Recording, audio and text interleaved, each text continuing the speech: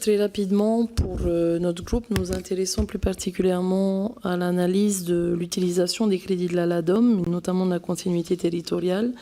Avec mes collègues calédoniens également, nous constatons une baisse de 8% des crédits sur cette aide. C'est vrai que la réforme de 2015 avait engagé finalement une modernisation de l'utilisation de ces crédits. Néanmoins, on constate que des difficultés d'utilisation, notamment pour la desserte inter-île de Wallis et Futuna. Et pour notre part, plus particulièrement, vous savez qu'on s'intéresse par la dimension assez particulière du territoire de la Polynésie à la continuité intérieure, inter-île. En sachant que c'est un territoire vaste, grand comme l'Europe, 118 îles, on le répète assez souvent ici.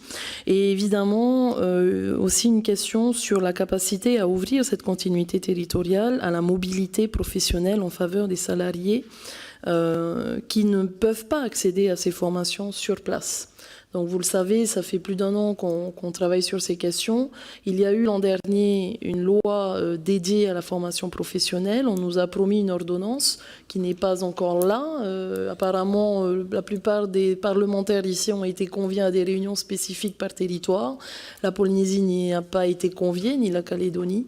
Donc je vous demande aujourd'hui un peu plus d'informations sur l'utilisation de ces crédits, sur leur déploiement et leur répartition par type d'aide à la mobilité.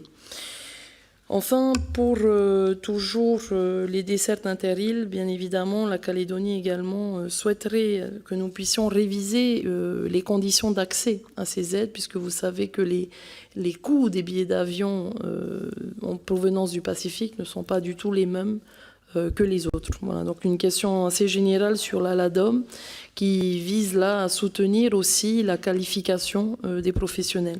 Et enfin, le deuxième point que je souhaiterais faire, c'est effectivement sur l'inquiétude que nous avons par rapport au fait que nous avions effectivement un budget assez doté et qui malheureusement a été sous-consommé. Et là également, nous vous alertons sur peut-être la nécessité d'une fongibilité de ces crédits pour permettre aux territoires qui, eux, en ont besoin de pouvoir bénéficier peut-être lorsqu'ils ne sont pas exécutés ailleurs. Merci.